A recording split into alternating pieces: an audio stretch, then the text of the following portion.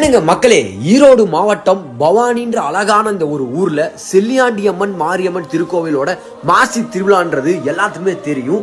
அதுல ரொம்ப சீரும் சிறப்புமா வரலாற்றிலேயே முதல் முறையா கருவறைக்குள்ள ஊர் மக்கள் அத்தனை பேரும் குழந்தைகள்ல இருந்து பெரியவங்க வரைக்கும் ஆண் பெண்ணுன்ற எந்த ஒரு பிரிவினையும் இல்லாம அம்மனுக்கு போய் அம்மனை தொட்டு அபிஷேகம் செய்யற பாக்கியமும் அந்த ஒரு நிகழ்ச்சியும் இந்த ஊர்ல தாங்க நடக்குது.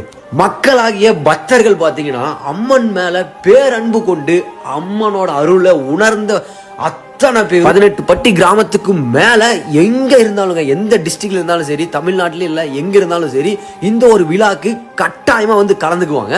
அகிலாண்ட கோடி பிரம்மாண்ட நாயகிய நம்மளே நேரடியா தொட்டு அபிஷேகம் பண்ற தருணம் இருக்கும் பாருங்க, உண்மையாலும் தன்னை மறந்து மெய் சிலிர்த்து போய் நின்றுவாங்க. சத்தியமா இன்னைக்கு நான் உணர்ந்தாதைய நேரடி அந்த பக்கத்துல பார்க்கும்போது சொல்லும் போதே ஒரு மாதிரி புல்லரிக்குதுங்க. இங்க இருக்க லட்சக்கணக்கான மக்கள் இவ்வளவு தூரம் கஷ்டப்பட்டு கால் வலிக்க நின்று அம்மனை பார்த்து அவனுன்ற அந்த ஒரு பிடிவாதம் இருக்கு பாருங்க, அதுலயே அம்மனோட அன்பும் அம்மனோட சக்தியும் நம்ம உணர்ந்துடலாங்க.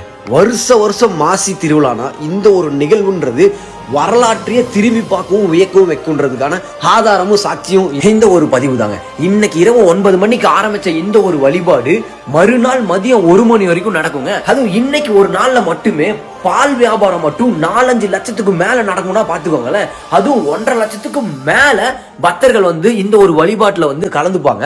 நம்ம வேண்டினதையும் நம்ம நினைச்சதையும் நடத்தி கொடுக்கிற ஊர்காக்கும் காவல் தெய்வமான நம்ம செல்லியாயி தாய்க்கு இந்த மாசி மாசம் நோம்பின்றது ரொம்ப சிறப்பாகவும் கோலாகலமா நடக்குங்க.